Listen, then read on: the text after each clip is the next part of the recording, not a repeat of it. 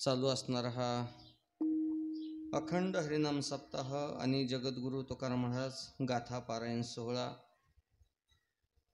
गेली अनेक वर्षापासून सातत्याने या असणाऱ्या पवित्र ठिकाणी का ज्यांच्या चरणस्पर्शामुळे ही भूमी पवित्र होऊन गेली, श्री विठ्ठल रुक्मिणी आध्यात्मिक केंद्र गोनेगाव चौफुला या ठिकाणी असणारा जगद्गुरु तुकाराम महाराज गाथा पारायण सोहळा या ठिकाणी संपन्न होत आहे। ज्यांच्या कृपा आशीर्वादाने, ज्यांच्या चरणस्पर्शाने ही भूमी पवित्र होऊन गेली का आजही ती मंडळी का या ठिकाणी साक्ष आहे का ज्यांनी पाहिलंय महाराज।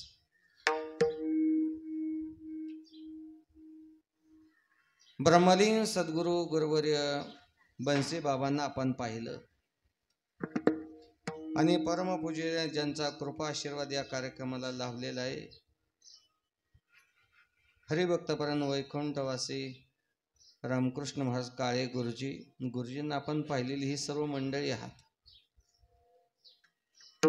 गुरुजींच्या सहवासामध्ये, बाबांच्या सहवासामध्ये परमार्थ करणारी मंडळी आजही या ठिकाणी आहे। आम्ही पाहिलं नाही, पण संतांच्या प्रमाणाने, माऊलींच्या ओव्याने आपल्याला संत कसे आहे हे माऊलीने आपल्याला नेवासेला या ठिकाणी दाखवलेलं आहे। पाहिल्यानंतर सेवा करेल माणूस, नाही असं नाही। कोणी चटयात राहील, कोणी वाढण्यासाठी घेईल, एखादा म्हणेल मी बाबांना पाहिलं, बाबांच्या सहवासामध्ये राहिलो, आनंदाची गोष्ट आहे, भाग्याची गोष्ट आहे। कोणी वेगवेगळ्या प्रकारची सेवा करत राहील महाराज, परंतु माझं भाग्य असं म्हणा का बाबाला न पाहता सुद्धा बाबांच्या दरबारामध्ये सेवा करायचा योग आला।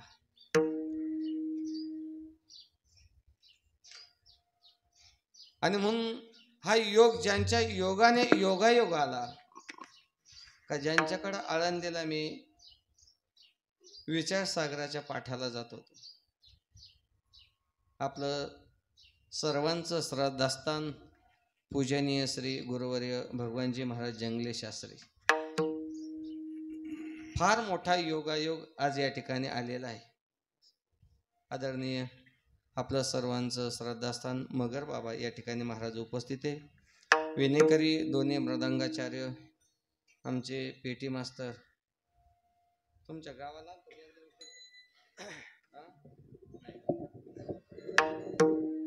ज्यांनी सुंदर चाल गायली, माझ्या जन्माचा जेवढा परमार्थाने एवढा परमार्थ ह्या लोकांनी केला का पहिली असणारी सुंदर चाल या ठिकाणी ज्यांनी गायली, दोन्ही वारकरी मंडळ बाबांचे हे सर्व सेवेकरी मंडळी आहे।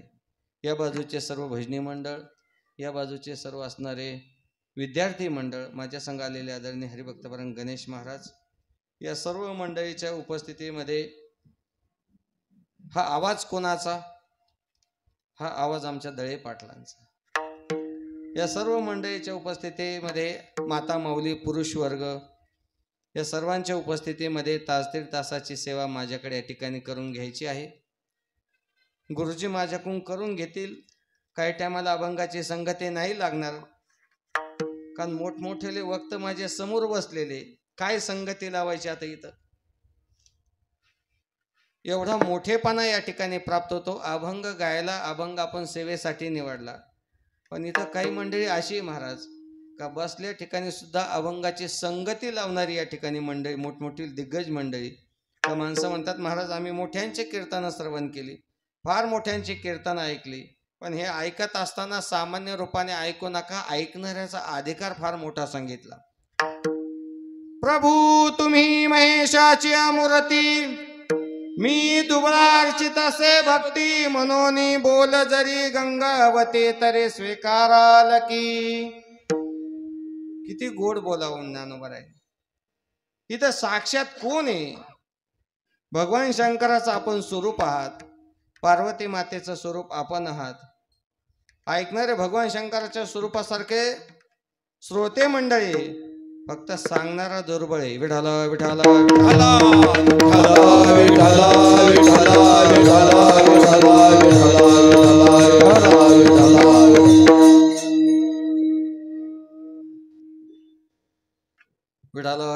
विठाला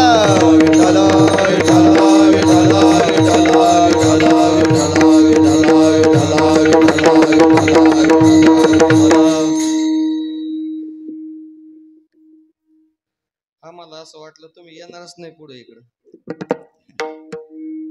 आम्ही घेतलं असतं करून, काय अडचणी मोडकी तोडकी सेवा. आपुले आपण करा सोडवण.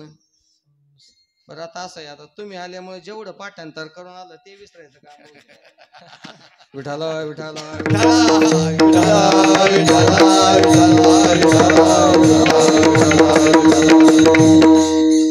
आपण काय सेवा करणार आहे माझ्या मंडळीच्या पुढं? ज्यांच्याकडे आपण अध्ययन करावं, ज्यांचं आपण श्रवण करावं, का ती मंडळी आपलं श्रवण करतात. काय अधिकार आहे आमचा? मज पामरावे काय थोरपणा. आमचा एवढा अधिकार नाही का आपण आमच्या कीर्तनामध्ये टाळ घेऊन उभं राहावं. हा आमचा अधिकार नाही. आम्ही तुमच्या कीर्तनामध्ये टाळ घेऊन उभं राहावं, पडेल ती सेवा करावी. परंतु त्यांनी आज या ठिकाणी मला उभा केलं. जे काही चांगलं आहे ते त्यांचंच आहे,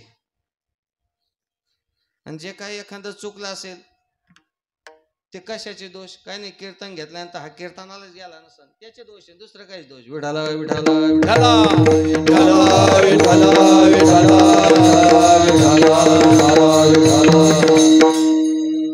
आणि म्हणून मोठ्या माणसाचं श्रवण करणारी मंडळी आज या ठिकाणी उपस्थित आहे. मागे एकदा खूप दिवसापूर्वी एकादशीची सेवा करण्याचा योग या ठिकाणी प्राप्त झाला होता. आज पुन्हा योग या ठिकाणी बाबांच्या कृपा आशीर्वादाने, आपल्या सर्वांच्या आशीर्वादाने या ठिकाणी येत आहे. अभंग संत श्रेष्ठ श्री जगद्गुरु तुकाराम महाराजांचा असून या अभंगातून तुकाराम महाराजांनी संतांची काही लक्षणं या ठिकाणी प्रतिपादन केलेले असणारे लक्षणं आपल्या समोर सांगितलेले आहे. हे सांगत असताना संत या जगतामध्ये पवित्र आहे आणि संत या जगतामध्ये सोवळी आहे. म्हणजे संतांचं लक्षण तुकाराम महाराजांनी अभंगामध्ये प्रतिपादन केलं, अभंगामध्ये सांगितलेलं आहे. आणि म्हणून या जगतामध्ये देवाचंही वर्णन करावं लागतं, संतांचं वर्णन करावं लागतं. नाही काय काय टायमाला सामान्य रूपाने माणसं सुद्धा सामान्य रूपाने माणसाचं वर्णन करतात.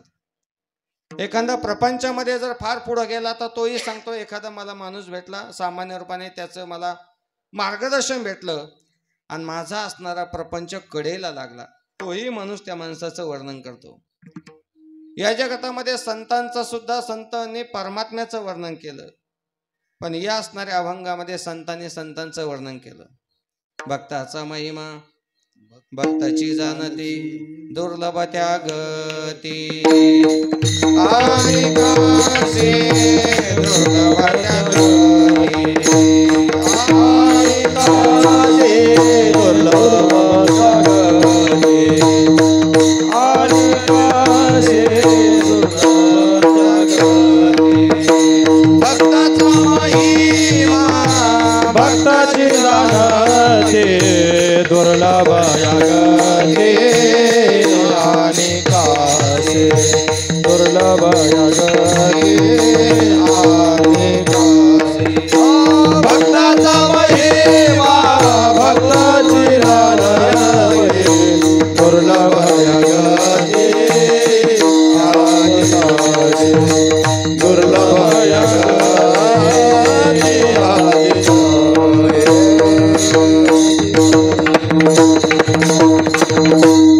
भक्ताचा महिमा भक्ताची जाणती. भक्ताचा महिमा करण्यासाठी, संतांचा महिमा करण्यासाठी आपला त्यांच्यासारखा अधिकार प्राप्त करून घ्यावा लागतो. तुका म्हणे अंगे व्हावे ते आपण, तरीच महिमान येईल कळो. तुकाराम महाराज सांगतात, संतांचा महिमा भक्ताचा महिमा प्राप्त होण्यासाठी तेवढा अधिकार करावा लागतो. एरवी सुरुवातीच्या काळामध्ये जगद्गुरु तुकोबरायांचा अधिकार त्या काळातल्या लोकांना किंवा रामेश्वर शास्त्रींना कळाला नसेल, नाही कळाला, पण ज्या टायमाला त्यांचा अधिकार कळाला त्याच टायमाला त्यांनी आरतीमध्ये लिहावं महाराज, तो केता तुलने से ब्रह्म तुकाशे आले, तो केता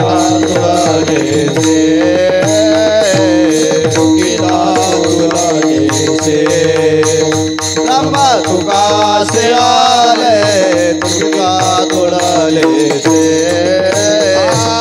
मनोने रामेश्वरी मनोने रामेश्वरी वेले आरती तुकारामा स्वामी सद्गुरु धाम, आरती तुकारामा मनोने रामेश्वरी मनोने रामेश्वरी चरणे मस्तक ठेविले, आरती तुकारामा स्वामी सद्गुरु धाम, आरती तुकारामा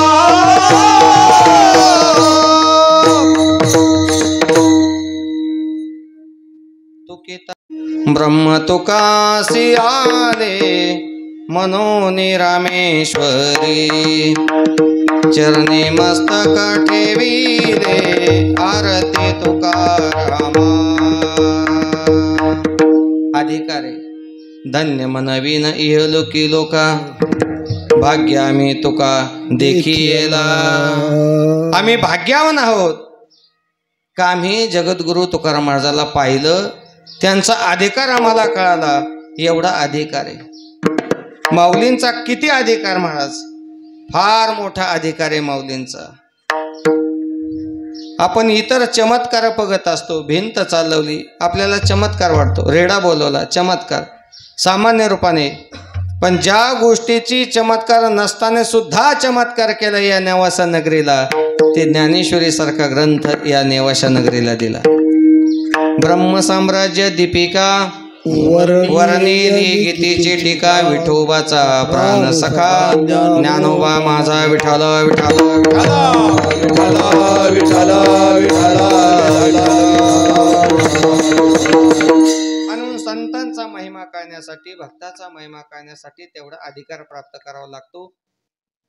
आणि म्हणून या जगतामध्ये 5 प्रकारची माणसं आपल्याला पाहायला भेटतात, 5 प्रकारचे शब्द आपल्याला या ठिकाणी पाहायला भेटतात. पहिला शब्द येतो माननीय, दुसरा आदरणीय, तिसरा पूजनीय, चौथा त्यजनीय आणि 5वा वर्णनीय. मराठी शब्दकोशामध्ये हे 5 शब्द येत असताना पहिला शब्द आला माननीय. माननीय कोणाला म्हटलं जातं? काय नाही, का ज्यांच्या नावाच्या अगोदर माननीय म्हणावं लागतं, कारण ते म्हटल्याशिवाय ते स्टेजवर काय चढत नाही. आपल्या कामापुरताच घ्या, आपला विषय संपला. माननीय पहिला शब्द येतो. दुसरा शब्द आदरणीय, कुणाच्या बाबतीत वापरला जातो? मोठ्या माणसांची ओळख करून देण्यासाठी किंवा घरातील वडीलधाऱ्या माणसाची ओळख करून देण्यासाठी हा शब्द वापरला जातो. हे आमचे आदरणीय वडील बंधू, वडील हा शब्द तिथं वापरला जातो. माऊलींनी वडील या शब्दाची व्याख्या ज्ञानेश्वरीमध्ये आणली. येथ वडील जे जे करती तया नाम धर्म ठेविती, तेची अनुष्ठिती सामान्य सकळ. अजूक एका ठिकाणी जयांचे औषध कुटी होय, बळ प्रज्ञा जिरोनी जाय, तयाची नमस्कारिती पाय वडील म्हणोनी. तिथं वडील एक शब्दाची व्याख्या आहे. प्रज्ञा म्हणजे असणारी बुद्धी. आता बुद्धी चालत नाही, शहरामध्ये बळ राहिलं नाही, अशी माणसं घरामध्ये मोठी असतात. आणि म्हणून एखादा मुलगा जर शाळेमध्ये चालला तर आई सांगते, बाळू आजोबाच्या पाया पडून जा. का? कारण ही माणसं घरामध्ये मोठी. आणि मोठ्या माणसाचं जर दर्शन घेतलं तर 4 गोष्टी माणसाच्या जीवनामध्ये प्राप्त होतात. अभिवादनशीलस्य नित्यमृद्धोपसेविना, चत्वारेसे वर्धन्ते आयुर्विद्या यशोबलम. मोठ्या माणसाचं जर दर्शन घेतलं तर 4 गोष्टी माणसाच्या वाढतात. पहिली गोष्ट आयुष्य वाढते, यश वाढतं, बल त्याच्या जीवनामध्ये प्राप्त होत असतं. या असणाऱ्या 4 गोष्टी जर मोठ्यांच्या दर्शनाने जर प्राप्त होत असेल तर तो बाळू त्या आजोबाच्या पाया पडतो. का? ती माणसं घरामध्ये मोठी. एखादी सोनबाई जर माहेराला चालली तर सासू सांगते बाई सासऱ्याच्या पाया पडून जा. का? कारण तू येईपर्यंत ते राहते न राहते काय सांगते पाया पडून जा. घरामध्ये ही माणसं मोठी आहे ना महाराज. म्हणून आदरणीय हा शब्द कोणाच्या बाबतीत? मोठ्या माणसांच्या बाबतीत. विठाला विठाला विठाला विठाला विठाला विठाला विठाला. तिसरा शब्द येतो पूजनीय. पूजनीय शब्द कोणाच्या बाबतीत वापरला जातो? कुणाला संबोधले जातो? इथं सांगायची गरज नाही, आपल्याला सर्वांना परिचित आहे. हरिभक्त परायण परम पूजनीय देवगडचे बाबाजी. पूजनीय शब्द कुठं गेला? पूजनीय बाबांकडे गेला. परम पूजनीय ब्रह्मलीन सद्गुरु काळे गुरुजी. पूजनीय शब्द त्यांच्या बाबतीत गेला. 3 शब्द सांगितले. चौथा शब्द येतो तेजनीय. त्याग करा. कुणाचा त्याग करा? एक तर जीवनामध्ये संगतीने जगतामध्ये माणसाच्या जीवनाचा उद्धार होतो किंवा संगतीचा परिणाम असा होतो माणसाचं जीवन हे पतनाला जातं. पतन उद्धार संघाचा महिमा. काय होतं? संगतीने एक तर जीवनाचं कल्याण होतं किंवा संगतीने एक तर जीवन पतनाला जातं. एखाद्या वारकऱ्याची जर संगती माणसाच्या जीवनामध्ये प्राप्त झाली आणि तो वारकरी गेला तरी आपली ज्ञानेश्वरीचं पारायण चालूच आहे. संगतीचा एक परिणाम. कधी कधी पारायणाला बसले माणसाला विचार, का हो तुम्ही किती दिवसापासून पारायण करतात? माणसं म्हणतात नाही नाही बाबा होते तेव्हापासून पारायण करतो, बाबाने आम्हाला पारायणाला बसवलं महाराज. एक संगतीचा परिणाम एवढा जर व्यापक होत असेल तर दुसऱ्या संगतीचा जर विचार केला, प्रपंचामध्ये एखाद्या संगती जर आपल्याला प्राप्त झाली आणि तो जरी निघून गेला, त्याचा 10वा 13वा सगळं झालं, तो गेला तरी याची बाटली काय सुटत नाही. एक संगतीचा परिणाम काय झाला? जीवनाचा उद्धार होतो आणि एक संगतीचा परिणाम जीवन अधपतनाला जातं. विठाला विठाला विठाला विठाला विठाला विठाला विठाला. आणि 5वा शब्द येतो वर्णनीय. कुणाचं वर्णन करायचं? या जगतामध्ये संतांचं वर्णन करा. विठाला विठाला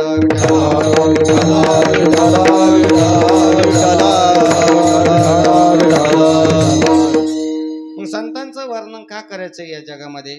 कारण संतांचं वर्णन केलं तर माणसाच्या जीवनामध्ये पुण्य प्राप्त होतं महाराज. पुण्यवंता भावे घेता सज्जनाचे नावे, घेता सज्जनाचे नावे, घेता सज्जनाचे नावे.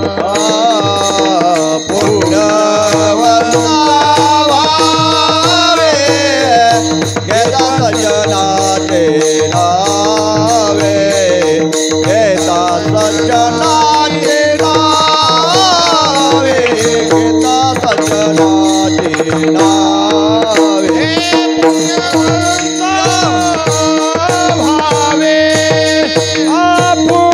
पुण्यवंता भावे पुण्यवंत भावे, पुण्यवंत भावे, पुण्यवंत भावे, घेता सज्जनाचे नावे, घेता सज्जनाचे नावे, घेता सज्जनाचे नावे.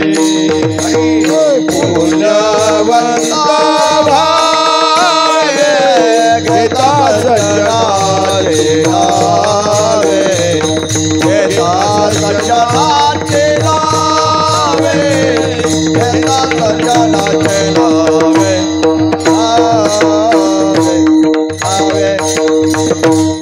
पुण्यवंत व्हावे, घेता सज्जनाचे नावे.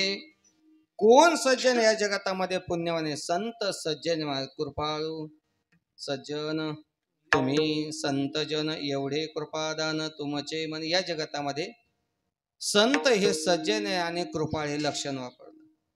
आणि म्हणून ज्या संतांचं वर्णन आपल्याला या ठिकाणी करायचं, त्यांचं जर नामस्मरण केलं तर जीवनामध्ये पुण्याची प्राप्ती होते. मग का हो तुकाराम, ज्या संतांचं जर भगवत चिंतन केलं पुण्याची प्राप्ती होते, तर पापाची निवृत्ती होत असेल ना? म्हणे होते ना.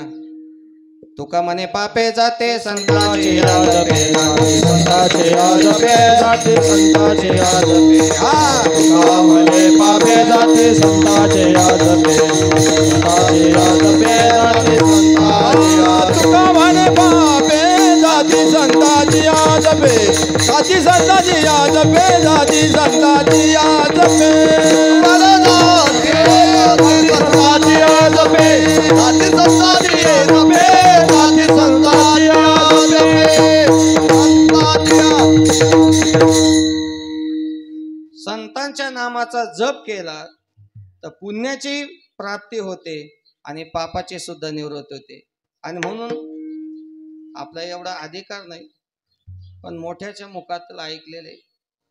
आपण ज्ञानेश्वरी पारायण करणारी मंडळी आहात, अनेक दिवसापासून करता, अगदी बाबा होते तेव्हापासून आपण करता. ज्ञानेश्वरीमध्ये जर पाहिलं तर भगवंताच्या काही गुणांचं वर्णन केलं आणि ज्ञानेश्वरीमध्ये संतांच्याही गुणांचं वर्णन केलं. गुणाचे जास्त गुण सांगितले, देवाचे किती सांगितले? 6 गुण सांगितले महाराज 6व्या अध्यायामध्ये. यशस्वी औदार्य ज्ञान वैराग्य ऐश्वर्य हे 6 गुणवर्य वसती जेत, म्हणून तो भगवंतो निसंगाचा सांगातो, तो पार्थ दत्त चित्तू होई आता. 6 गुणाचं वर्णन आहे. पण आमच्या संतांचं वर्णन करीत असताना 1 नाही, 2 नाही, 6 नाही, 10 नाही, जवळजवळ 26 गुणाचं वर्णन 16व्या अध्यायाच्या सुरुवातीला. अभयम सत्व संशुद्धीर ज्ञान योग व्यवस्थिती दानम दमच यज्ञ स्वाध्याय तप आरजवम. पहिल्या 16व्या अध्यायातले पहिले 3 श्लोक 26 गुणांचं वर्णन केलं. या 26 गुणासाठी 26,000 अभंग संतांच्या असतील. आपल्याला 4,092 भरपूर झाले. विठाला विठाला विठाला विठाला विठाला विठाला. आणि म्हणून संतांचा असणारा महिमा अलौकिक आहे. देवाचाही महिमा आहे, नाही असं नाही, पण तो संतांचा महिमा मात्र फार अलौकिक सांगितला. त्या संतांचं वर्णन करा. का संतांचं वर्णन करायचं? दुसरं कारण सांगतो. संत या जगतामध्ये मोठे का ज्यांचा विचार आतापर्यंत जवळजवळ नाही किती वर्ष झाले आजही त्याच ठिकाणी.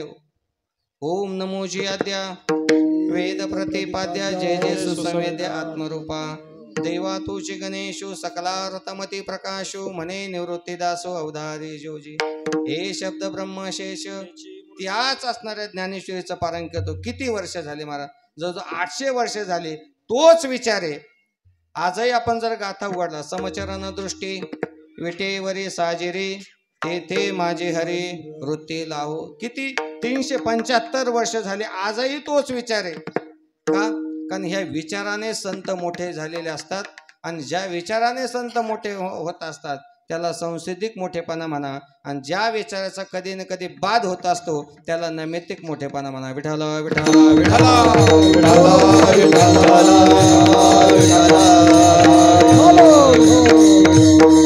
आपला विचार कुठपर्यंत असतो, आपल्याला मोठेपणा कुठपर्यंत. एखादं नैमित्तिक कार्य जर निघालं तर माणसाच्या जीवनामध्ये मोठेपणा प्राप्त होत असतो. 1 दिवसापुरता मोठेपणा, त्या दिवशी फक्त त्याला मोठेपणा प्राप्त होतो, दुसऱ्या दिवशी मोठेपणा राहत नाही. याचा अर्थ मी आता इथं सांगू नये महाराज, पण सांगतो. श्रावण महिन्यातली अमावस्या आपल्याला माहिती. बैल पोळा हो, काय असतं त्याशी? बैल पोळा असतो. आपण सर्व शेतकरी मंडळी आदल्या दिवसापासून महाराज त्या बैलाची तयारी केली जाते. त्याचे शिंग साळे जातात. दुसऱ्या दिवशी त्याला गंगेवर स्नान किंवा घरच्या अवधावरच त्याला आंघोळ घातली जाते. त्याच्यासाठी स्वच्छ सुंदर अगदी सकाळपासून साबण लावून धुतले जातं. हे मी का सांगतो? तुम्हाला असं वाटलं आमच्या घरी का बाबा? सांगतो, बाबा आलते वडिलांना भेटण्यासाठी, देवगडचे बाबा. आता बाबा येणार म्हणजे आपलं असं आहे, एकदा सकाळी अंगण झाडलं का आपण दुसऱ्या दिवशी झाडीत असतो. आपण शेतकरी मंडळी, म्हणजे मी सांगणाऱ्यापासून तर ऐकणाऱ्यापर्यंत सांगतो. आता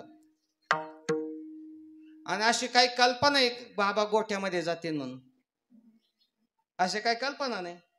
आम्ही इकडे सगळी तयारी करून ठेवली, बाबा येणार, इकडे सगळं स्वच्छ व्हायचं आणि तिकडे सकाळी झाडून घेतले, ते सकाळच होतं ना ते. बाबा गाडीतून खाली उतरले. गावरान गाय, आता बाबा येतात नेहमी घरी, गावरान बैल आहे आपल्या इथं, शेतकरी माणूस आहे महाराज मी, बाबांना माहिती. बाबा आले, गाडीतून उतरले आणि मला असं वाटलं आम्ही इकडे तयारी करतो, बाबाला घरात नाही. बाबा थांबा, मला गोठ्यात जाऊन येऊन द्यावं. बाबा तिथं गेले. बाबांनी सांगितलं, विजू महाराज तुम्ही बैल बरे ठेवले म्हणे एवढ्या. आत्ताच्या सध्याच्या काळामध्ये आता सध्या पोळा भरतोय तो कशाचा? ट्रॅक्टरचा तुम्ही सांगा, मी नाही, ट्रॅक्टरचा पोळा आहे. बाबा म्हणे एवढ्या असणाऱ्या परिस्थितीमध्ये सुद्धा तुम्ही किती वर्षापासून बैल आहे? म्हणलं बाबा जवळ 10 ते 12 वर्ष झाली, तसे बैलच खणले नाही. म्हणलं आपल्या शेतकऱ्याची महाराज ती शान आहे महाराज. लागतं थोडं खायला लागू द्या, पण गावरान गाईचं शेण पडतं, गावरान बैलाचं ते शेण असतं महाराज. त्या अंगणामध्ये सडा टाकून आता शहराचं गेलं ती पावडरच भेटते. मी विचार करत होतो की एवढा सडा कस काय टाकतात 2 मिनिटामध्ये.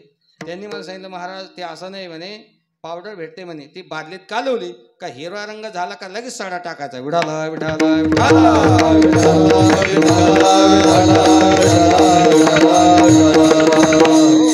गायी सांभाळल्या पाहिजे, बाबा सुद्धा आपल्याला तेच सांगतात. गायी ठेवा, आपल्या व्यवहाराकरता पाळा, त्याही पाहिजे नाही असं नाही, पण गावरान गाय सुद्धा प्रत्येकाच्या असणाऱ्या घरामध्ये गोठ्यामध्ये ती गावरान गाय पाहिजे. ती लक्ष्मीचं काय ते स्वरूप आहे महाराज, फार मोठं स्वरूप आहे. मला गावरान गाय दान दिली होती. एरवी देतात बरं का बाबा, इथून सांगतो मी. का महाराज तुमच्या इथं खायला हिरगार दिसतंय, जरा आणून घालू का? कधी गरुड पुराण वाचलं मग त्याच्या सांग द्यावा लागते ना गाय. महाराज तुम्हाला गाय घरपोच गाय दान. 5 वेळेस ती गाय व्याली आणि सासवडला कार्यक्रम असताना त्या गायीचं देहांत झालं. ती गाय आम्ही इकडे तिकडे बाबा कुठंच नाही तिथं केलं. घराच्या पुढं पायरीच्या समोर ते जेसीबीने खड्डा घेतला. जिथं सडा टाकतो ना तिथं जेसीबीने खड्डा घेतला, मीठ टाकलं, गाईला त्याच्यामध्ये ठेवलं, वर मीठ पांढरं कापड टाकलं आणि माणूस गेल्यानंतर जसे महिने साजरे करतो ना आपण, घरातले व्यक्ती गेल्यानंतर, महाराज 1 वर्षापर्यंत बाबा त्या गायीच्या नावाने प्रत्येक महिन्याला भजन. आणि गायीचं वर्ष श्राद्धचा वेळ झाल्यानंतर 1 वर्ष झाल्यानंतर पूजेने देवगडच्या बाबाला बोलून घेतलं होतं. विठाला विठाला विठाला विठाला विठाला विठाला.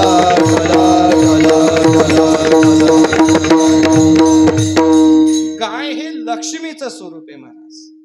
गाय हे काय लक्ष्मीचं ते स्वरूप आहे. काय सांगत होतो तुम्ही? गेलो फिरतो या असं होतं. विठाला विठाला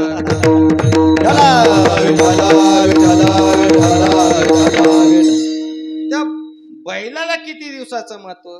त्या दिवशी त्याला सगळं सजवलं जातं, त्याच्या अंगावर झालर टाकले जाते, 4-5 वाजता त्याच्या शिंगाला रंग लावला जातो, व्यसन लावले जाते, शिंगोरे लावले जाते, गळ्यामध्ये पट्टे लावले जाते, चेन लावली जाते, त्याच्या पाठीवर जो आवडतं नाव ते टाकलं जातं. संध्याकाळी गावामध्ये वेशीमध्ये गेलं का तिथं नारळ फोडल्या जातं. बैल पोळा फुटला का घरी आल्यानंतर आपल्या असणाऱ्या अंगणामध्ये बाज किंवा असणारा पलंग असतो, त्याच्यावर चादर असते, त्याच्यावर गव्हाचे स्वस्तिक काढले जाते, पेरतजू ठेवलं जातं, त्याच्यावर असणाऱ्या पिठाच्या असणाऱ्या माता माऊली गोल शिंग तयार करतात आणि तिथं आल्यानंतर त्या बैलाबरोबर त्या मालकाची पूजा केली जाते. बरोबर. किती दिवसापर्यंत? त्याच दिवसापर्यंत. 1 दिवसासाठी फक्त त्याला महत्व प्राप्त झालं. दुसऱ्या दिवशी त्याचा जो व्यवसाय आहे तो त्याचा मालक त्याला शेतीमध्ये घेऊन जातो. आपलं उदाहरण संपलं. किती दिवसापर्यंत मोठेपणा प्राप्त झाला? 1 दिवसापर्यंत याला म्हणतात नैमित्तिक मोठेपणा. पण ज्या विचारांचा कधी बाद होत नाही, का जे विचार 800 वर्षापासून आले, जे विचार 400 वर्ष, 450 वर्षापासून आले, आजही तोच विचार आहे माझा आपल्या जीवनामध्ये. म्हणून कधी असं कधी घडलं का रामकृष्ण हरी म्हटल्यानंतर रूपाचा अभंग झाला नाही? नाही नाही नाही. आजही सुद्धा रामकृष्ण हरी या संप्रदायाची सुरुवात भजनाने झाली का रूपाचाच अभंग गायला जातो महाराज. का? ते आमच्या संप्रदायाने शिकवलं महाराज. किती सुंदर महाराज चाली असतात. रूप पाहता लोचनी, रूप पाहता लोचनी, रूप पाहता लोचनी, रूप पाहता लोचनी, रूप पाहता लोचनी, सुख झाले वो साजनी, रूप पाहता लोचनी, सुख झाले वो साजनी, सुख झाले वो साजनी, दोहावी पद भरावा, दोहावी पद भरावा, दोहावी पद भरावा, दोहावी पद भरावा.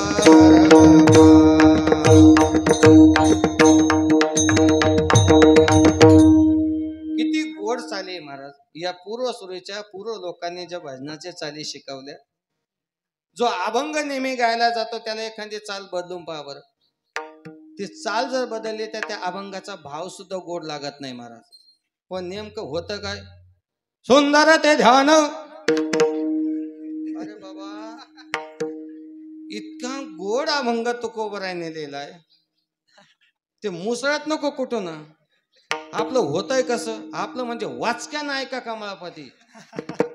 खूप अनुभव येतात महाराज. बरं समजून सांगावं तर महाराज ऐकत नाही महाराज, बोलू नये महाराज. तुम्ही फार मोठे, आमच्या वडिलांच्या वयामध्ये माणसं टाळ घेऊन उभं आहे. पण कधी कधी महाराज हे अनुभव येतात. संतांचे अभंग आहे महाराज, किती गोड म्हणावे. सुंदर ते ध्यान, किती गोड अभंग आहे महाराज.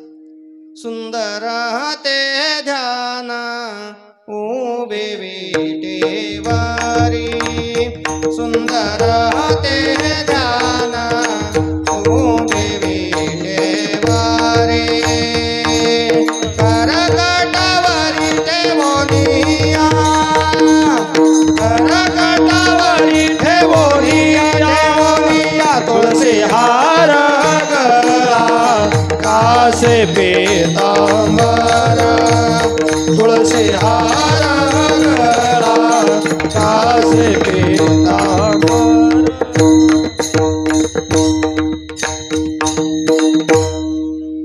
काही एखादा अभंग कमी म्हटलं तर काय कोणी काही म्हणन का आपल्याला.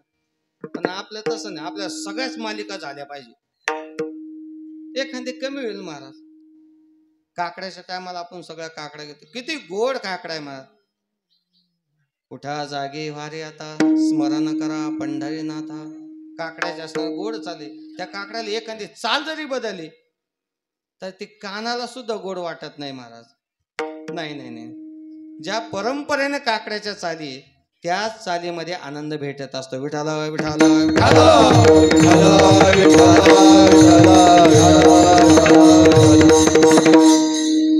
संतांचे असणारे विचार 800 वर्षापासून आहे आणि म्हणून त्या विचाराला मोठेपणा प्राप्त होत असतो.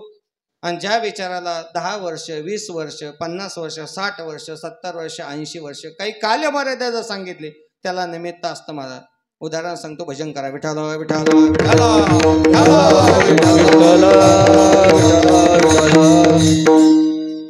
एक माता माऊली बाजार करण्यासाठी बाजाराला गेली. सगळं भाजीपाला काय जे असेल ते सगळं भाजीपाला केला. भाजीपाला केल्यानंतर काही भांड्याच्या दुकानातून येत असताना काही पितळेची भांडी काही स्टीलची भांडी बघितली. आनंद वाटला. त्या भाऊ दादाला विचार, दादा ह्या पातेल्याची किंमत काय. त्यांनी सांगितलं, काकू या असणाऱ्या पातेल्याची किंमत 20 रुपये.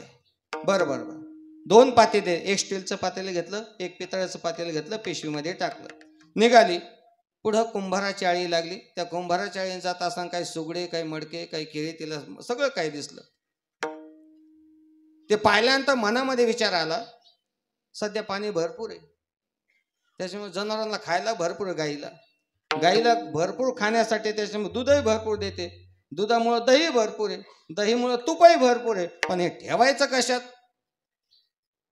तिनं असणारं ते मडकं विकत घेतलं. त्या विचारलं, बाबा ह्या मडक्याची किंमत किती? म्हणे 20 रुपये. या मडक्याची किंमत 2 रुपये आहे. ठीक आहे म्हणे. 2-4 मडके घेतले, पिशवीमध्ये टाकले, घरी आली. दुसऱ्या दिवशीमध्ये तिनं विचार केला कशात काय काय बनव म्हणून. तिनं सगळं तिचं भांडेकुंड सगळं काम आटोपलं आणि जे गाईपासून असणारं ते दुधापासून दही तूप लोणी झालेलं होतं ते कशामध्ये ओतावं म्हणून तिनं मनामध्ये विचार केला, काल 2 रुपयाचं असणारं मडकं विकत आणले, त्या मडक्यामध्ये आपण टाकून देऊ. स्वच्छ धुवून काढलं, ते मडकं त्याच्यामध्ये ठेवलं आणि ते मडकं कुठं ठेवलं जातं? आता नाही, आमच्या काळी शिंक नाही आता. बर, शिंक करायला फार PhD करावं लागत होती का? चाळणीचा खालचा चाळणा काढला आणि गेलेल्या वारी. तुम्हाला असं वाटलं मला काय त्या शिंक्यावरती ते ठेवलं महाराज. पितळ्याचे भांडे स्टीलच्या भांड्याला म्हणू लागलं, बघ आपली किंमत 20 रुपये आपण खाली आणि ज्याची किंमत 2 रुपये ते आपल्यावर गेलं. याला म्हणतात महाराष्ट्रीयन माणसाचा स्वभाव. विठाला विठाला विठाला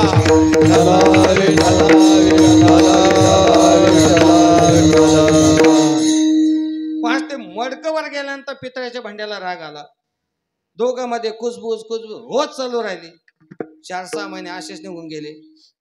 चैत्र महिना आता चालू होणार. ऊन पडायला लागलं. रात्री थंडी वाजते, दिवस चांगलं ऊन वाजत. पाणी थोडं आटले, पाणी संपत चाले. पाणी संपल्यामुळे घास राहिना. घास कमी झाल्यामुळे गाया दूध कमी द्यायला लागल्या. दूध कमी निघायला लागल्यामुळे दही कमी झालं आणि वरचं मडकं खाली आलं आणि पितळ्याच्या भांड्याला आनंद झाला. वा, आपल्या लेवलला आले. 2-4 दिवस पण असेच निघून गेले. ज्या मडक्यामध्ये 6 महिने दही ठेवलं होतं ते धुवून पुसून पुन्हा असणारे ते मडकं उन्हात पालथं घातलं आणि 2 महिन्यानंतर तिच्या लक्षात आलं का आपण मडकं वरच्या स्लॅपवर ठेवलेले, वर एक गज काढून ठेवले होते, त्या गजवर पालथं घातलं. आता कळन.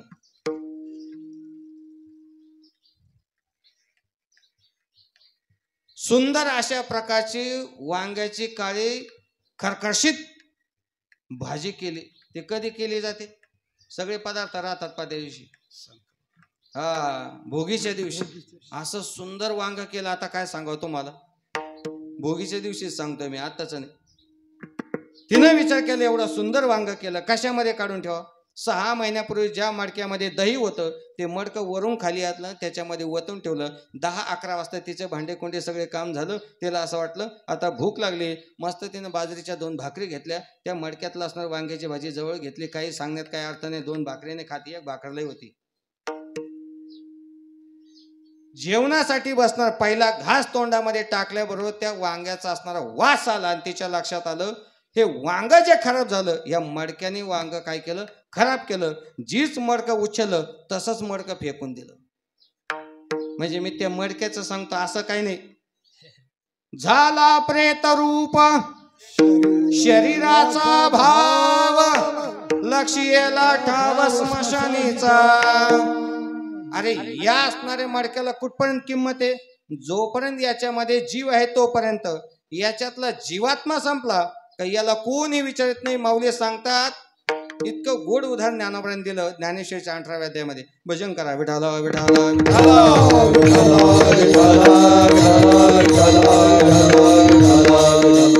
या देहाला किंमत कुठपर्यंत आहे? त्या मडक्याला किंमत कुठपर्यंत राहिली? जोपर्यंत त्याच्यामध्ये दही आहे.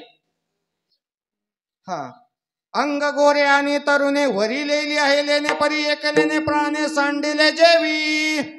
माऊलीने हेच उदाहरण सांगितलं. त्या अनुषंगाने मुलगा पाहण्यासाठी गेले, मुलगा पाहून आले. मग शेजाऱ्याने विचारलं, का कस काय मुलगा? काय पाहायचं मुलाला? अजून तुम्हाला माहितच नाही. कस काय? गोरा पान मुलगा भेटला. वा वा. काय सोनं नाणं? सोनं नाणं काय? 6 बोटामध्ये अंगठ्या आहे नाही, 5च आहे का? 5 बोटामध्ये अंगठ्या आहे. याचा अर्थ आपण जागी आहात. काय पाहायचं सोन्याला, काय कमी का? वा वा वा वा.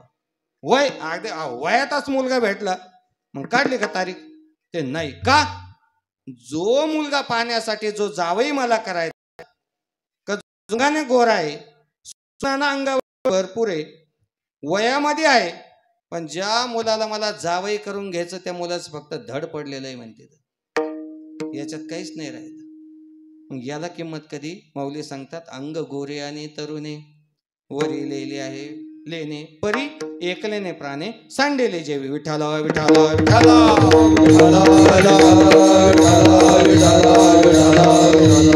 कशासाठी सांगितलं? मडक्याला किंमत कुठपर्यंत आहे? जोपर्यंत त्याच्यामध्ये दही आहे तोपर्यंतच त्याला किंमत आहे. तसं माणसाच्या जीवनामध्ये माणसाला मोठेपणा प्राप्त होत असतो तो एक काळापर्यंत 10 वर्ष 20 वर्ष 50 वर्ष कालांतराने तो मोठेपणा निघून जात असतो. पण ज्या विचारांचा मोठेपणा अबाधित पर्यंत माऊलीपासून तर आत्तापर्यंत संत कालापर्यंत चालू आहे त्याला संसिद्धिक मोठेपणा म्हणा. विठाल विठाल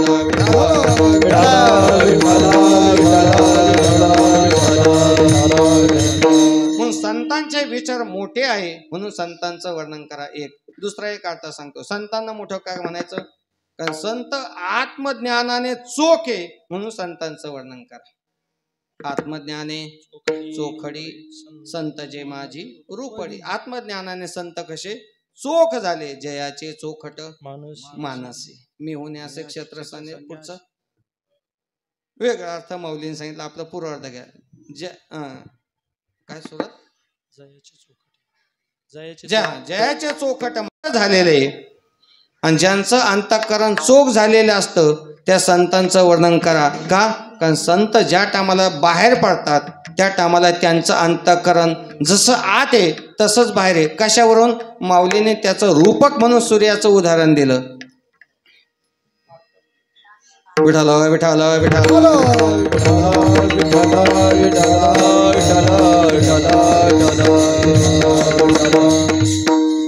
व्यापकाने उदास जैसे का आकाश तैसे जयाचे मानस सर्वत्र गा. त्याच्या अगोदरची ओवी ते सूर्याच्या. आता बाहेर चोखाळू सूर्य जैसा निर्मळ तत्वार्थीचा पाय देखाना जो. अरे सूर्य उगवल्यानंतर जसा प्रकाश स्वयंप्रकाश सगळ्यांना सारखा आहे महाराज तसं चोख अंतःकरण परिपूर्ण झालेल्या महात्म्याचं मन कसं असतं? परिपूर्ण चोखे निर्माण मोहा जित संग दोषा अध्यात्म नित्या विनिवृत्त कामा गैर मुक्ता सुख दुःख सोडणे गच्छन्ते मूढ पदमेयं तत्. या श्लोकाखालचं माऊलींचं पहिलेच भाष्य बघा ना. जया पुरुषाचे कामान सांडोनी गेले मोहमान वर्षाती घन जैसे आकाशाते निकवड्याने निष्ठुरा उगबेजे जेवी सोयरा. किती गोड बोलव माऊलीन. एखाद्या सत्पुरुषाचं मन तुम्ही बघा. जया पुरुषाचे का मन सांडून गेले मोह सांडून गेले मान. त्यांच्या जीवनामध्ये काहीच नाही. याच अनुषंगाने तुकाराम महाराजांचं प्रमाण आहे महाराज. गेल्या शापाशने वारोनी गेल्या शापाशने वारोनी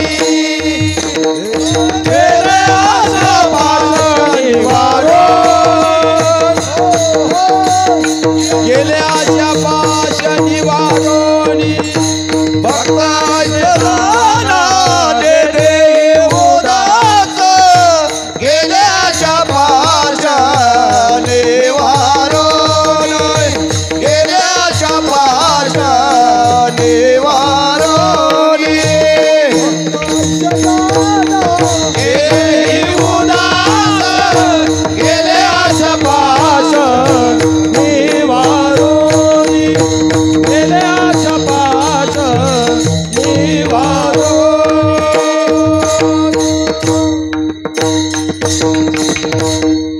भक्त ऐसे जाना जे देही उदास गेले आशा पाश निवारोने जया पुरुषाचे कामन सांडून गेले मोहमान.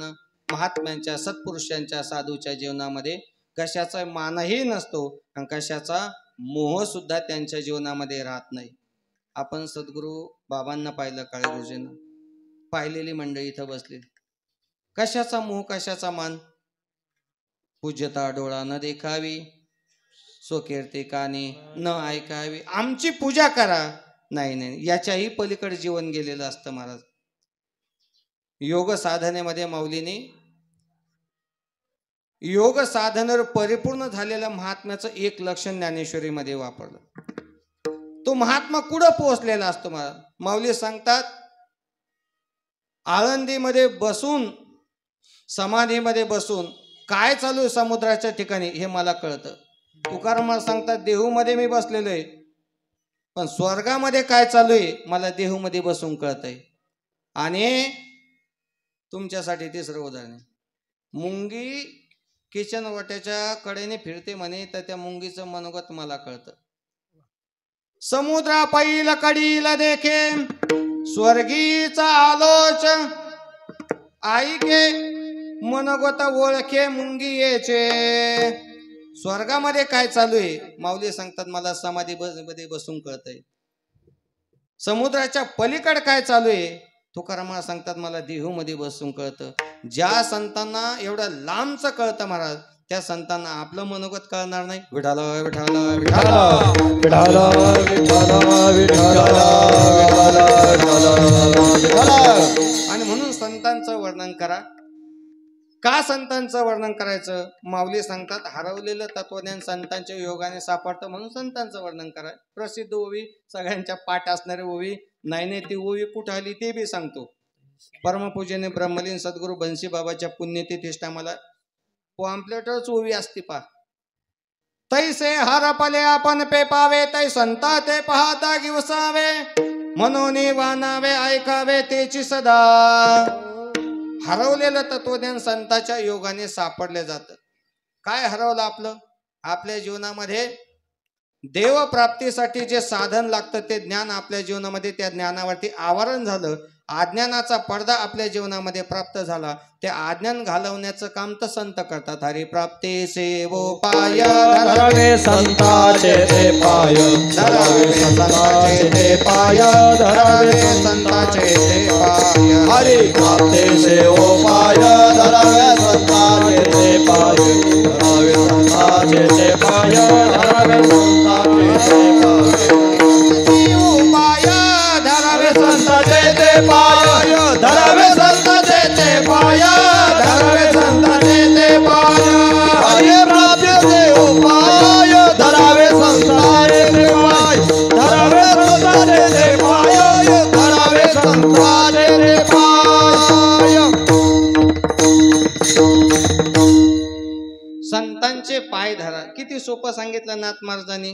मग एक माणसाने प्रमाण पाठ केलं, हरिप्राप्तीचे उपाय धरावे संतांचे पाय. मग तो बाजारामध्ये गेला, नेवाशाच्या बाजाराला गेला, तिथं दुकानामध्ये गेला. त्यांनी सांगितलं काथ्याची गुंडी केवढ्याला आहे? ते आता 50 रुपयाला झाली, पहिली 20 रुपयाला होती म्हणे, आता 50 रुपयाला झाली काथ्याची गुंडी. मग धरावे संतांचे ते पाय घेऊन आला. कुणीतरी संत पाहिले, त्या संतांच्या पायाला खांबाला असं बांधून टाकलं. असा अर्थ पाय या शब्दाचा अर्थ झालं स्वरूप.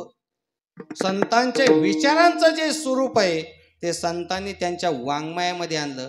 म्हणून काय वाचा म्हणे, जो सेवक होईल याचा तो स्वानंद साम्राज्याचा, मी चक्रवर्ती करी. हे संतांचं स्वरूप आहे. काया वाचा म्हणणे त्या ज्ञानेश्वरची सेवा करा, ते संतांच्या स्वरूपाला प्राप्त होत असते. विठाला विठाला विठाला विठाला विठाला विठाला विठाला.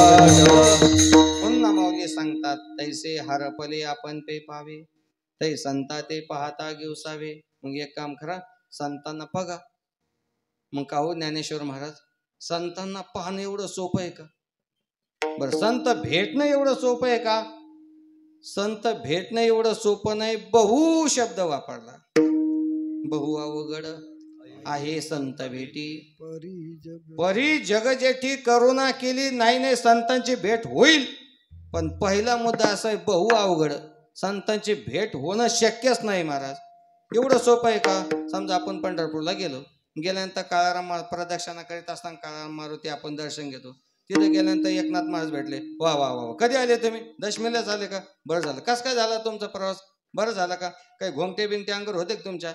असं जर नाथ महाराजांनी आपल्याला तिथं विचारलं काळाराम मारुती पैसे. मग आपण सगळ्या दिंडीचा इतिहास सांगितलं. तिथून पुढे निघाले, बंकट स्वामीचं मठ लागलं. तिथं तुकाराम महाराज भेटले. वा वा वा, कधी आले? किती वारकरी होते? हा, भिशी किती होते? असं तुकाराम महाराजांनी आपल्याला विचारलं तर. आणि तिथून पुढे आले, देवगडच्या बाबाजीचं मठ लागलं आणि तिथं ज्ञानेश्वर महाराज भेटले. माऊलीने विचारलं कोणत्या सोहळ्यात आले? तुकाराम महाराज कोण आले का माऊलीच्या सोहळ्यात आले का गावाकडच्या दिंडीतून आले? संत भेटणं काय असं काय असं आहे का? चला तिथं संत भेटतात नाही ना, संत भेटत नाही. बहुदुर्गम महाराज शब्द वापरला. संता ते पाहता घेवसावे. मग माऊली विचार महाराज याचा अर्थ संत भेटत नाही, नाही असं नाही. आपल्या साधण्याच्या अंती संत भेटतील महाराज. म्हणतो माऊलीने त्याच्यासाठी एक उदाहरण दिलं. जववरी अर्जुना तववर भेटू या मना, तवाची याची साधना भजावे लागेल. आणि जोपर्यंत भेटत नाही तोपर्यंत साधना चालू ठेव. विठाल विठाल विठाल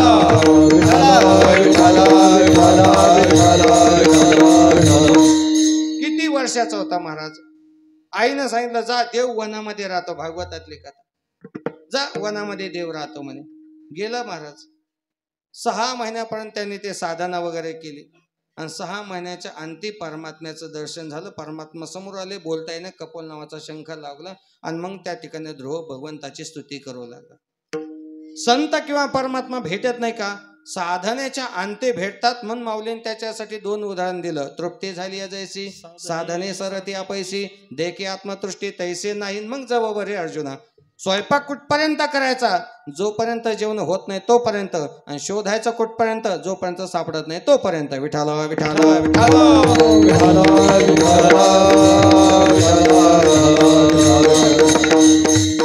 मग काही साधक मंडळीनं माऊलीनं प्रश्न विचारला का हो माऊली, जर संत भेटलेच नाही तर मग काय करावं? माऊलीने सोपं सांगितलं. म्हणून काय करा?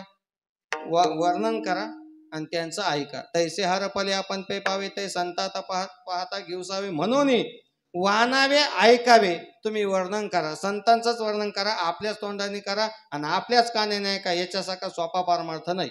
आपणच हरिमुखे म्हणा आणि आपल्याच कानाने ऐकत राहा, वर्णन करत राहा. संतांचं वर्णन करा. म्हणून वानावे ऐकावे. आपण संतांचं ऐकत राहा. कुठपर्यंत ऐकायचं? तेचे सदा जीव दशा संपेपर्यंत श्रवण करत राहा. विठाल विठाल विठाल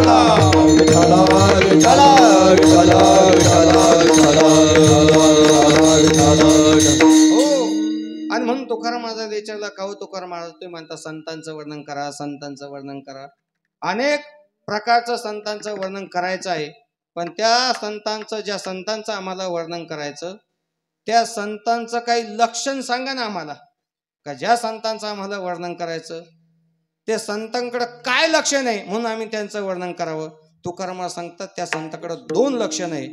संत या जगतामध्ये पवित्र आहे आणि संत या जगतामध्ये सोवळी आहे. पवित्र सोवळी, पवित्र सोवळी, पवित्र सोवळी, पवित्र सोवळी, पवित्र सोहळे, पवित्र सोहळे, पवित्र सोहळे, पवित्र सोहळे, पवित्र सोहळे, पवित्र सोहळे, पवित्र सोहळे, पवित्र सोहळे, पवित्र सोहळे,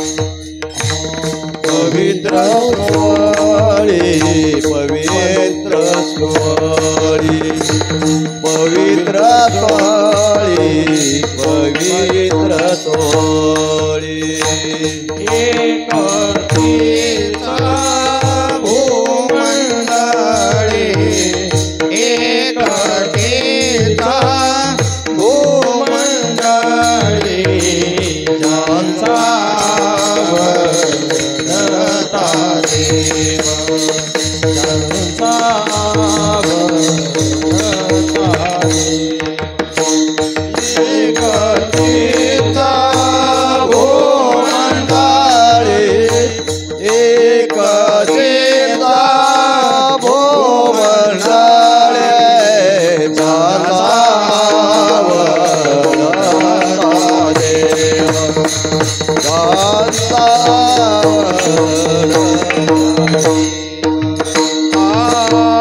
पवित्र सोहळी, एक तीर्थ भूमंडळी, एक तीर्थ भूमंडळी, एक तीर्थ भूमंडळी, पवित्र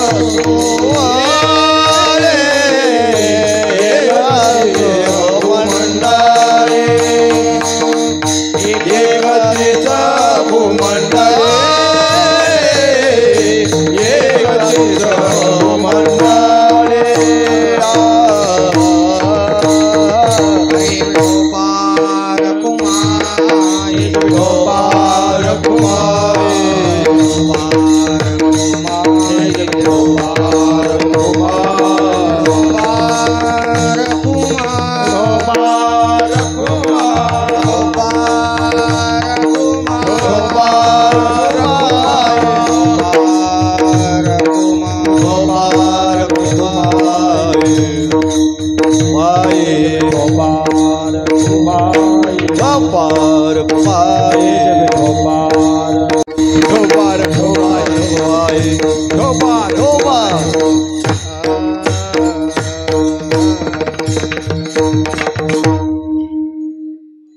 अभंगाच्या पहिल्या चरणामध्ये तुकाराम महाराजांनी 2 लक्षणं संतांच्या बाबतीत वर्णन केलेले. त्यातलं पहिलं लक्षण आहे तुकाराम महाराज सांगतात संत या जगतामध्ये पवित्र आहे. दुसरं लक्षण वापरत असताना तुकाराम महाराज सांगतात संत या जगतामध्ये सोवळी आहे. कोणत्या अनुषंगाने पवित्र आहे? माणसं कधी कधी भेटले की माणसं म्हणतात महाराज आम्ही पवित्र झालो. काय? आम्ही नदीतून जाऊन आंघोळ करून आलो, गंगा स्नान केलं, पवित्र झालो. हे सामान्य रूपाने पवित्र. पण पवित्र शब्दाचा अर्थ वेगळा आहे. कालतः पवित्र, देशतः पवित्र, कुळतः पवित्र, संबंधतः पवित्र आणि स्वरूपतः पवित्र. देशतः पवित्र सांगितलं का ज्या देशामध्ये नित्यपणे गंगेचा ओघ चालू आहे, ज्या देशामध्ये साधूंची नित्य साधना चालू आहे, तो देश पवित्र. पवित्र ते कुळ पावन तो देश, तो देश पवित्र आहे. कालता पवित्र, काही काळापर्यंत पवित्र, कालांतराने अपवित्र. कालता पवित्र, देशता पवित्र, कुलता पवित्र, ज्या कुळामध्ये आपण जन्मालो संतांच्या कुळामध्ये कुल पवित्र. संबंधता पवित्र, काही माणसं संबंधामध्ये राहिले का आपोआप पवित्र होत असतात. तो संबंध त्यांच्या जीवनामध्ये प्राप्त झाला. मला सांगा डोंगर कशाचा असतो? मातीचा, झाडाचा, दगडाचा, बारीक बारीक असणारे गोटे असतात त्याचा असतो. पण त्याच असणाऱ्या डोंगराला जगद्गुरु तुकाराम महाराजांचे पाय लागले. तो डोंगर न राहता श्री क्षेत्र भंडारा डोंगर झाला, श्री क्षेत्र भोराडा झाला, श्री क्षेत्र भामचंद्र डोंगर झाला. आणि पवित्र शब्दाचा 5वा अर्थ स्वरूपात पवित्र. संत काय करतात? संत संतासारखं त्या जीवाला बनवतात. आपण सारिखे करीती तात्काळ नाही काळ वेळ तया लागे विठाला विठाला विठाला विठाला विठाला विठाला विठाला विठाला विठाला विठाला. दुसरा शब्द लक्षण वापरत असताना तुकाराम महाराज सांगितलं सोवळी. पहिला शब्द बघितला पवित्र, दुसरा शब्द सांगितला सोवळी. संत या जगतामध्ये सोवळी आहे. सोवळी शब्दाचा अर्थ काय? एकाला सहज विचारलं बाबा सोहळ कशाला म्हणतात? मला सांग कशाला म्हणतात? त्याने सांगितलं जे कधीच धुवायचं नसतं त्याचा नाव सोहळ. त्याला सांगलं एक काम कर म्हणे, तुझ्या अंगातलं बने नाही ते 2 दिवस अंगात ठेव आणि तिसऱ्या दिवशी त्याचा अरे बाबा, सोवळी शब्दाचा अर्थ म्हणजे शब्द ज्ञानेश्वरीमध्ये एका ठिकाणी आला. जन्मतानेचे प्रसंगे श्री देह अंग शिवने तेथून आगवे सोवळे केले. तिथं सोवळे शब्द आलेला आहे. तुकाराम महाराजाच्या गाथ्यामध्ये सोवळे शब्दाचे 3 अर्थ आहे. जिथं विषमता राहिली नाही त्याला सोहळ म्हणा 1, जिथं विटारहित जीवन झालं त्याला सोहळ म्हणा 2, आणि जिथं देवाने अंगीकार केला त्याला सोहळ म्हणा 3. विठाला विठाला विठाला विठाला विठाला विठाला विठाला विठाला विठाला विठाला. आता हे सोवळे झाले त्रिभुवानी, आता हे सोवळे झाले त्रिभुवानी, आता हे सोवळे झाले त्रिभुवानी, आता हे सोवळे झाले त्रिभुवानी.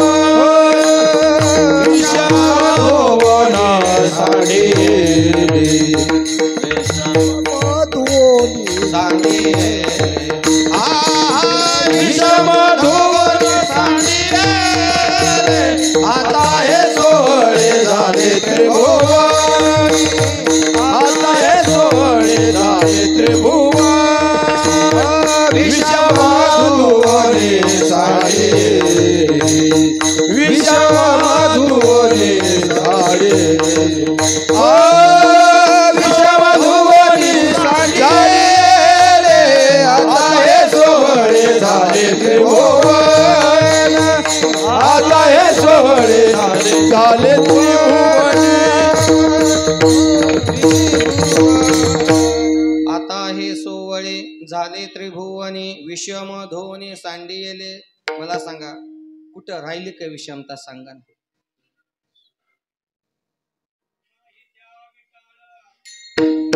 नाही त्या विटाळा खंड सोहळा नाही त्या विटाळा खंड सोहळा त्या विटाळ अखंड सोहळा उपाधी वेगळा जाणीवेच्या उपाधी वेगळा जाणीवेच्या उपाधी वेगळा जाणीवेच्या नाही त्या विटाळा अखंड सोहळा उपाधी वेगळा जाणीवेच्या. हा दुसरा सोहळा सांगितला. 16 शब्दाचा दुसरा अर्थ. पहिला शब्द सांगितला आता हे सोवळे झाले त्रिभुवन विषम धोनी सांडियेले. याचा अर्थ काय? आता कोणतीही विषमता आमच्या जीवनामध्ये राहिली नाही. जिथं पाहिलं तिथं परमात्मा दिसला. म्हणून माऊलीला भिंतीमध्ये परमात्मा पाहिला, रेड्यामध्ये परमात्मा पाहिला. दादा जर जगतामध्ये जर सगळीकडे तुम्हाला परमात्मा दिसला तर आळंदीच्या असणाऱ्या विद्वानांनी तुमची झोळी फाडली म्हणून तुम्ही असणारे ते पीठ मातीमोल केलं म्हणून सिद्धपीठामध्ये गेले, दरवाजा लावला आणि ताटी बंद केली.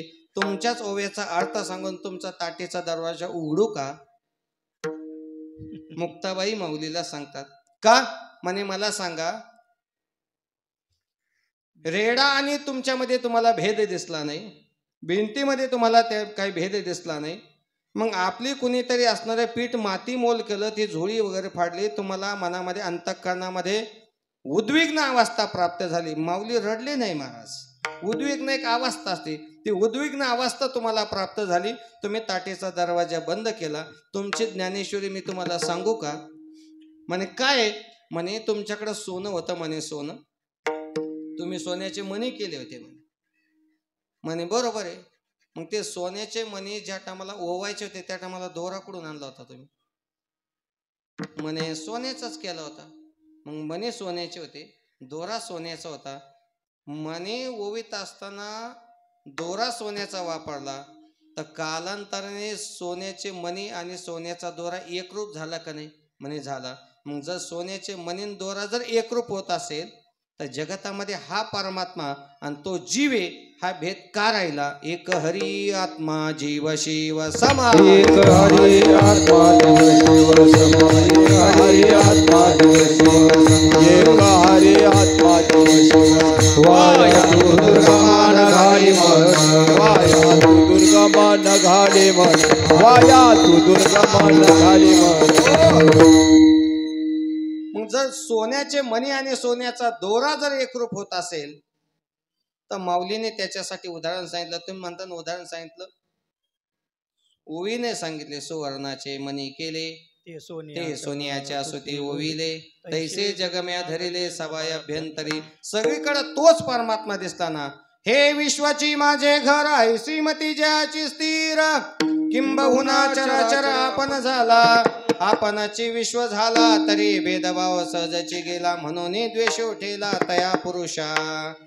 माऊली जगातला असणारा परमात्मा जर तुम्हाला सारखा दिसत असेल तर काय विषमता राहिली? आता विषमता राहिली नाही. म्हणजे हे माऊलीचं सांगतो असं काही नाही. सगळ्या संतांचं जीवन त्याच पद्धतीने. नाथ महाराजांनी जगाकडे बघितलं तर अवघेचे त्रैलोक्य आनंदाचे. आता नामदेव महाराजांनी जगाकडे पाहिलं तर अनंत जन्मीचे विसरलो दुःख, आणि तुकाराम महाराजांनी पाहिलं तर सर्व सुकल्यानं सर्व अलंकार गाऊ नाचू विठो तुझा करू अनुवाद. जिकडे पाहिजे तिकडं सगळीकडं. नाही माऊलींच्या भाषेमध्ये जर पुन्हा बोलायचं ठरलं, भरला घन दाट हरी दिसे, ज्ञानदेव गुडे संगती सज्जनी, हरी दिसे जनी वने. सगळीकडे तोच परमात्मा. पण आमच्या जीवनामध्ये विषमता राहिल्याने 16 शब्दाचा पहिला अर्थ.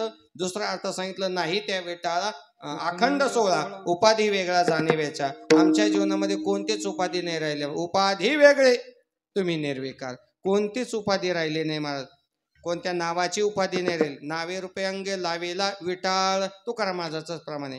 काहींना नावाचा विटाळ आणि काहींना रूपाचा विटाळ. रूपाचा विटाळ म्हणाव तर यांना विचारा, आरशाच्या समोर दिवसभर 3 टाइम आहे. आणि नावाचा विटाळ म्हणाव तर नावाचा विटाळ असतं. आता इथं बोलू नये बाबा उभे, नावाचा विटाळ. नावे रूपे अंगे लावेला विटाळ, नाही त्या विटाळ अखंड सोळा उपाधी वेगळा जाणीवेचा दुसरा अर्थ. आणि तिसरा अर्थ सांगितला, जिथं भगवंताने ज्यांचा सोहळा करावा सोहळा तो झाला, देवे अंगीकार केला. का ज्यांचा सोहळा देवाने करावा कसा केला, शेवटचं उदाहरण सांगतो. भजन करा विठ्ठल विठ्ठल विठ्ठल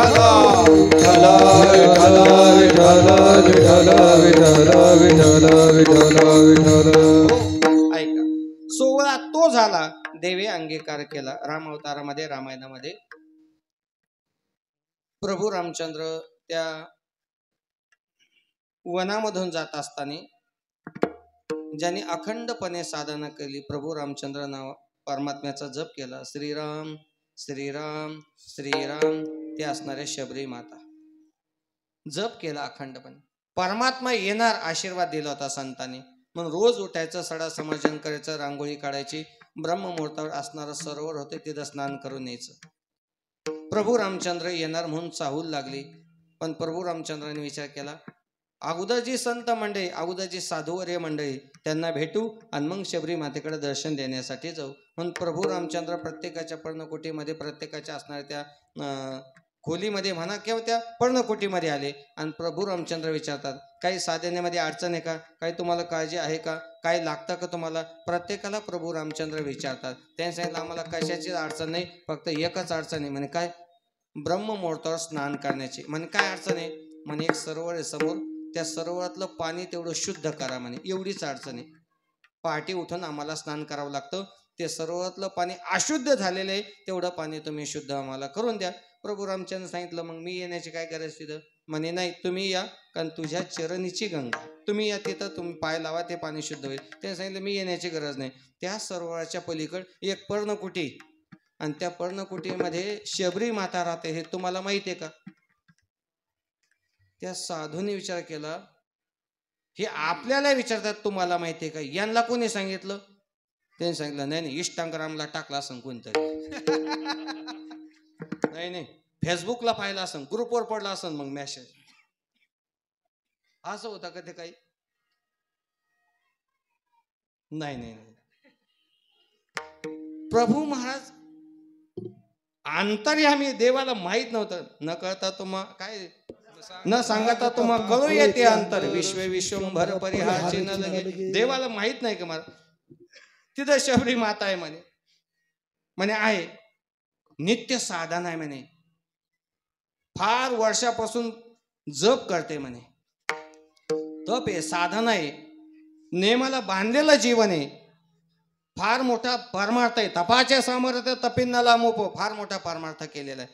तुम्ही एक काम करा, त्या सरोवरामधलं पाणी, त्या तलावातलं पाणी एका भांड्यामध्ये भरा, त्या भांड्यातलं पाणी घेऊन तुम्ही तिथं जा, शबरी मातेच्या पायावरती टाका, आणि शबरी मातेच्या पायावरचं पडलेलं पाणी पुन्हा भांड्यामध्ये टाका, आणि ते भांड्यातलं पाणी त्या सरोवरामध्ये, त्या तलावामध्ये सोडा.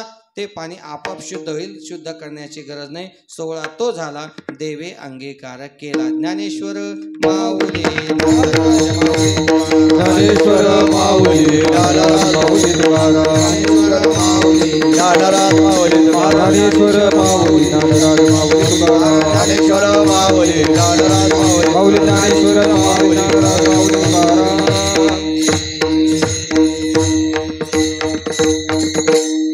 आता हेच उदाहरण ब्रह्मलीन सद्गुरू काळे गुरुजीच्या बाबतीत घेतो, का ज्यांचा सोहळा देवानी करावा सोहळा तो झाला, देवे अंगीकार केला. का ज्यांचा सोहळा देवानी करावा महात्या सोहळा करावा, संतांनी ज्ञानोबांनी ज्यांचा सोहळा करावा सोहळा तो झाला, देवे अंगीकार केला. म्हणून पवित्र सोहळी एकटीचं भूमंडई असा असणारा परमात्मा संत आहे. त्या संतांचं वर्णन केलं. आणि म्हणून संतांचं वर्णन करत असताना त्यांना काय वाटतं, ज्यांचा आवडता देव, अखंडित प्रेमभाव, अखंडपणे त्यांचा असणारा प्रेमभाव संतांच्या ठिकाणी असतो. तीच असणारे संत सरती पुरती धनविते, तीच भाग्यवंते सरती पुरती धनविते. आणि अशा संतांची सेवा केली की ती देवाला प्राप्त होत असते. अभंगाचं तुका म्हणे देवा, तुका म्हणे देवा, तुका म्हणे देवा. सगळे म्हणा, सगळे म्हणा. तुका म्हणे देवा, तुका म्हणे देवा, तुका म्हणे देवा, तुका म्हणे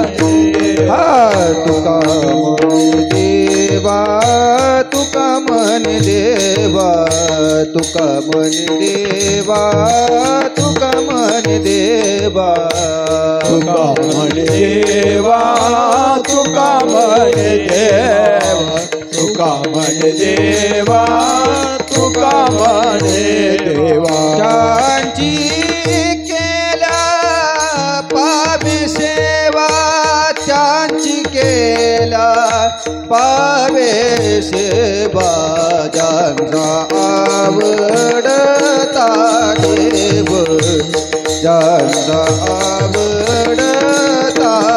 देव, ज्यांची केली पावे सेवा, ज्यांची केला पावे सेवा, ज्यांचा आवडता देव, ज्यांचा आवडता देव. अखंडित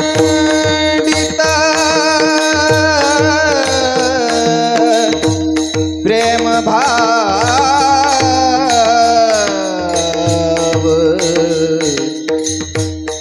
प्रेम भाव खंडित अखंडित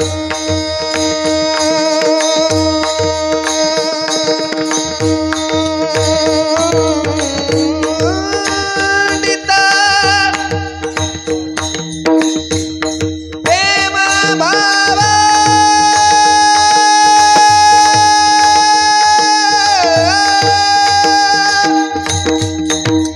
प्रेम भाव,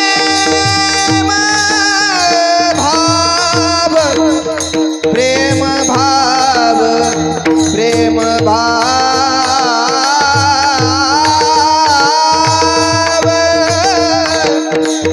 प्रेम भाव, प्रेम भाव, प्रेम भाव.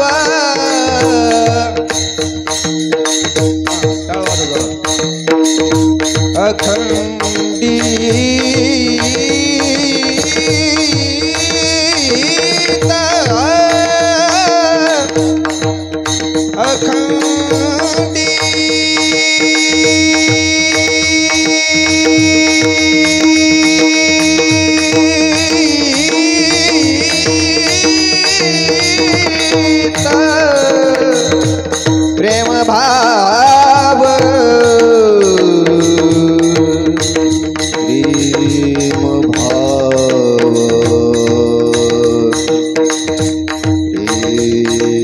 भाव,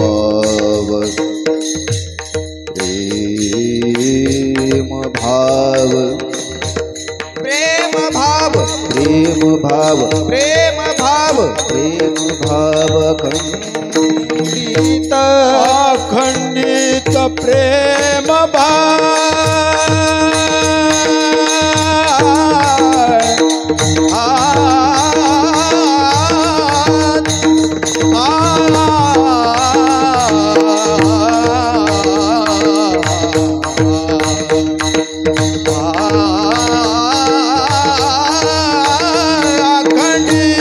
अखंडित प्रेम भाव, अखंडित प्रेम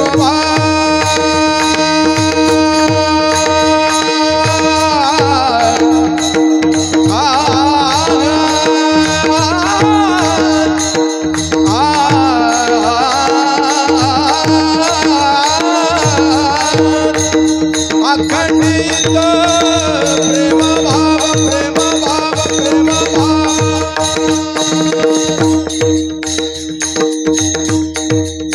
अखंडित प्रेम भाव, प्रेम भाव, ज्यांचा आवडता देव, ज्यांचा आवडता देव, आवडता देव.